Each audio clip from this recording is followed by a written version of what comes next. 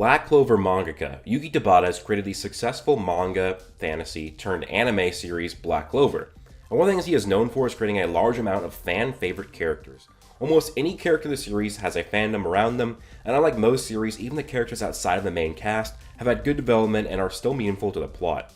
But the curse of creating so many amazing characters in one series is that if you miss on one of those characters, if one of those characters is more bland than the others, boring, or useless than the others, they'll be bound to be forgotten by many. But imagine creating a character so basic that you actually forget to include them in the chapter, and this even bypasses your assistants and editors, meaning he is a forgettable character to pretty much everyone. In chapter 283 of Black Clover, a certain character was supposed to be included within this spread. Tabata even stated this in the author comment, and stated that he will fix it in the official volume's release. Now, can you guess who is missing from this image? Who's that Pokemon?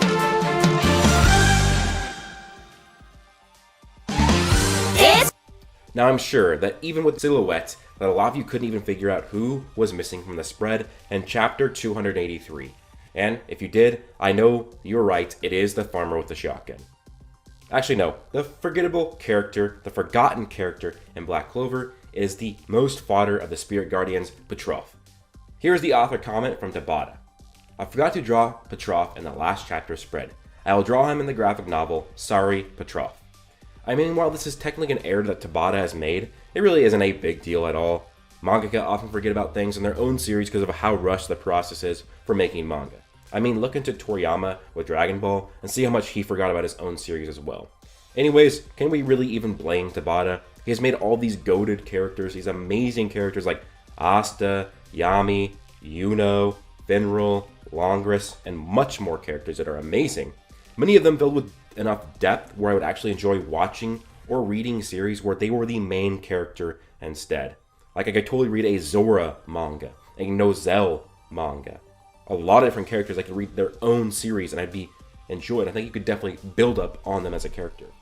But Petrov is such a bleh character, and I'm not saying he's necessarily bad or terrible. It's just that he looks so bad compared to all the other amazing and more interesting and fleshed out characters in the series. And if you're going to introduce a character and not really give them much, at least make them strong, and Petrov definitely is not. Now I would actually argue that the Spirit Guardians as a whole are very forgettable, aside from Gaja, who is still a character that I sometimes forget about.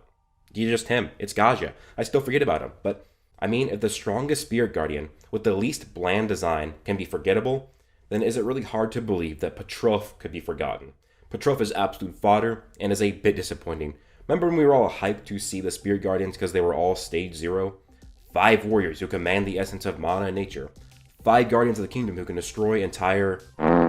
Spirit Guardians got no diff by the Dark Disciples. Ugh. Honestly, that was a huge disappointment for me. Tabata hyping up the Spirit Guardians just to make them get completely jobbered chapters later. And it isn't like the Dark Disciples are even considered that strong anymore, as they're just simps, and simps are a threat to our existence. We must take them out. They are also so weak that Monica can just kick one and kill it without difficulty in her base form, and yet they can easily defeat the Heart Kingdom's strongest warriors. That shit is whack. Petrov has almost become a meme, and honestly I hope he becomes the new Seke. The Seki memedom has grown incredibly powerful, and now it's time to turn Petrov into the rival of Dark Lord Seke. Petrov is the son of a noble farmer. And really, you compare that he is the son of a noble farmer, that's all we need to go, because Farmer with a Shotgun is the most powerful entity in all of fiction. He surpasses fiction itself, and if his son is the thing, then Petrov, you're here. Dark Lord Seke, watch out for Petrov, immeasurably powerful, the omnipotent, the omniscient Spirit Guardian.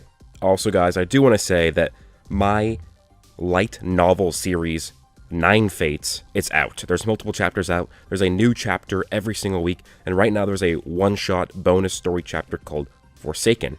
And so it's on my own website called 9fates.com, and I'll give a big thank you to everybody who have seen it so far. Nearly 3,000 reads on the first chapter. That blows me away. I love all the feedback so far, and I like that some people are already crafting theories on my story, and we're only 3 chapters in as of me recording this. Now, I just want to say that, there's going to be more chapters. There might be more as I'm recording this, but I'm pre-recording this because I'm going on a road trip for the next 2 weeks. I'm not going to have service all the time, so a lot of my videos are going to be scheduled to upload, so I don't know what chapter is going to be up, but go check out 9 Fates. It'll be linked down below. I'll probably try and get it to be the top 10 comment as well, so you can go read it. I'm releasing new chapters every single week.